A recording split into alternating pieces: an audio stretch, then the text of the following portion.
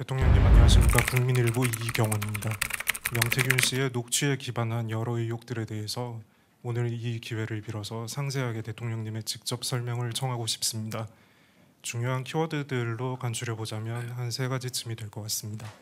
우선 여론 조작, 다음은 공천 개입, 끝으로는 창원 산단입니다.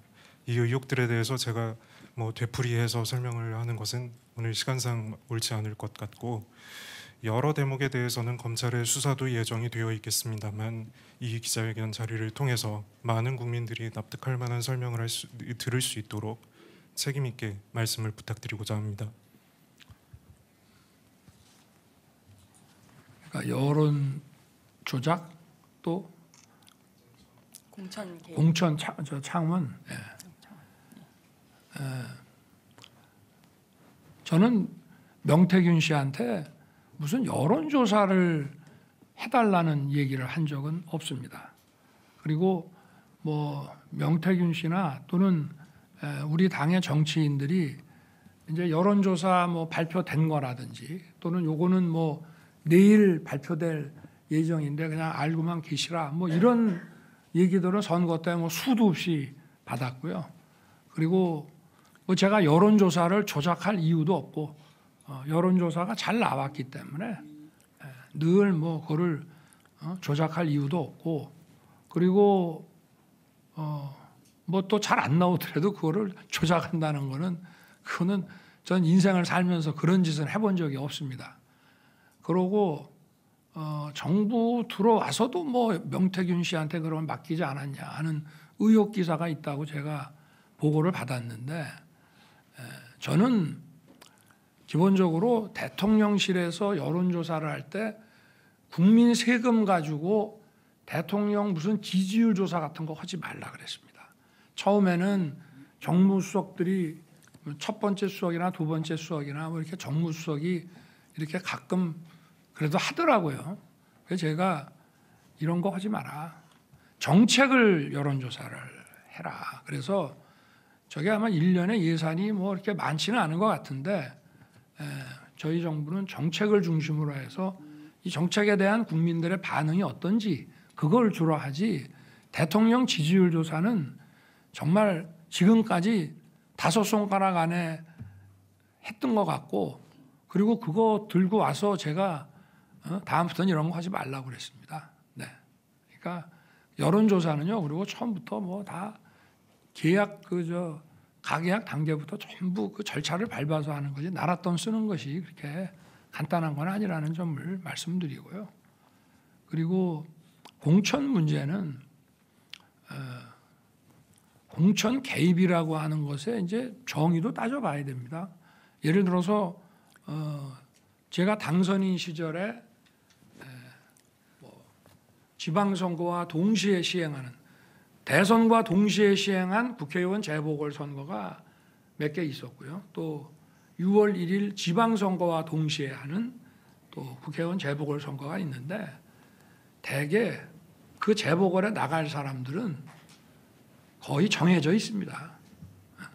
그걸 새롭게 이렇게 대규모 총선을 할 때 같이 인재영입위원회 만들고 공천심사위원회 엄정하게 해서 채점하고 이렇게 하는 것이 아니라 어느 정도 비스슨하게 하지만 대개 그거는 정해져 가지고, 당시에도 저는요 그 당선인 시절에 그 2달 동안 우리 경호원들이 저한테 그랬습니다. 당선인이 이렇게 늦게까지 일하는 거 처음 봤다고. 정말 안가에서 새벽 한 2시까지 그 장차관과 차관급에 대한 인사, 또 필요하면 인터뷰도 직접 해야 되고 그런 시기이기 때문에 그런 당에서 진행하는 공천을 가지고 제가 왈가불가할 수도 없고, 또 인수위에서 진행되는 걸 꾸준히 보고받아야 되고, 저는 저 나름대로 그야말로 고3 입시생 이상으로 바빴던 사람입니다. 그리고 무슨 공천 얘기가 며칠 전에 제가 어디 일산에 행사 가는데 났길래, 저는 그 당시에 공관위원장이 우리 정진석 비서실장인 줄 알고 있었어요. 지방선거 공관위원장이 이거를 같이 하는 거라고 생각을 하고 그 당시 상황이 어땠는지 한번 물어보려고 그랬더니 재보궐 공관위원장은 별도로 윤상현 의원이 공관위원장을 했다 하더라고요.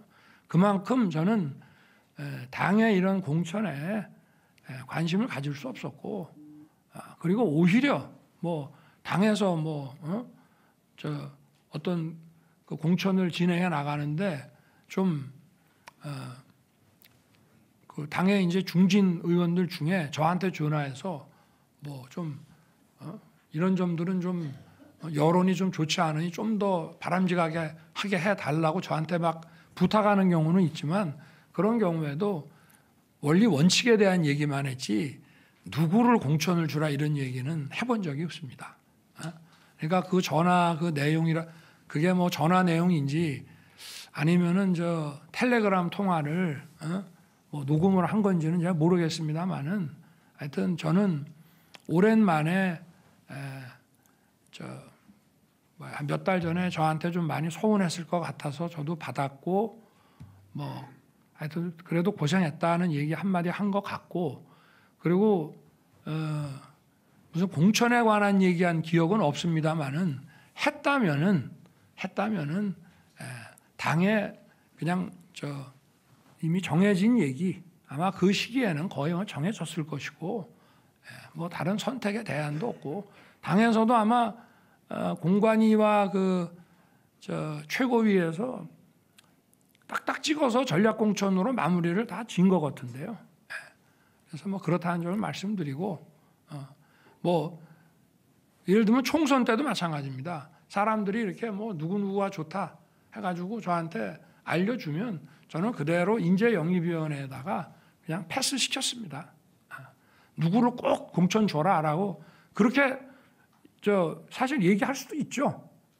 그게 무슨 뭐 외압이 아니라 의견을 얘기하는 거지만, 그러나 과거에도 뭐 대통령 얘기한다고 되는 것도 아니고, 그래서 근데 정말 그 인수위 시절에 당선인 시절에는 그 뭐 공천 문제 가지고 뭐 할 정도로 저도 정말 시간적 여유도 없었습니다. 더구나 그날이 뭐 취임 전날이라고 하는데, 취임 전날 제 기억에는 그 취임식에 오는 외교 그 특사들을 응대하는 데만 하루 종일 제가 했던 것 같은데요.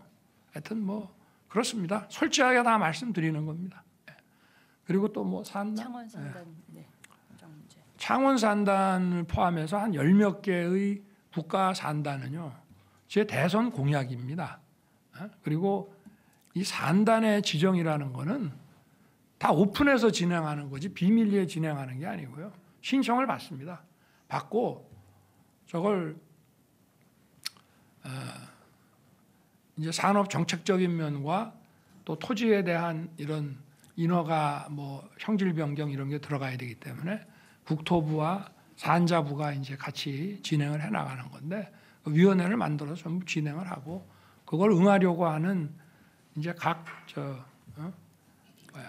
지방자치단체에서 자기들이 뭐 적극적으로 자료도 내고 이렇게 해서 결론이 나는데, 뭐 저도 위원회에서 이렇게 결정이 났다 그러면 결정이 났느냐고 보고받으면 바로 대통령이 보고받는 즉시 바로 푸는 거거든요. 언론에 릴리스하는 겁니다.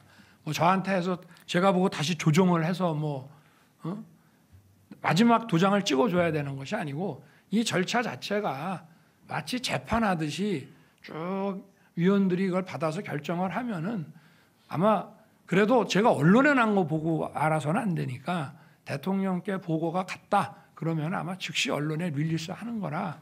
그리고 뭐 그거를 누구를 뭐 제가 전화해서 뭐 됐다 말았다 그런 거 자체를 할 수도 없고, 그러니까 뭐 그런 식으로 생각하시면 될 것 같습니다.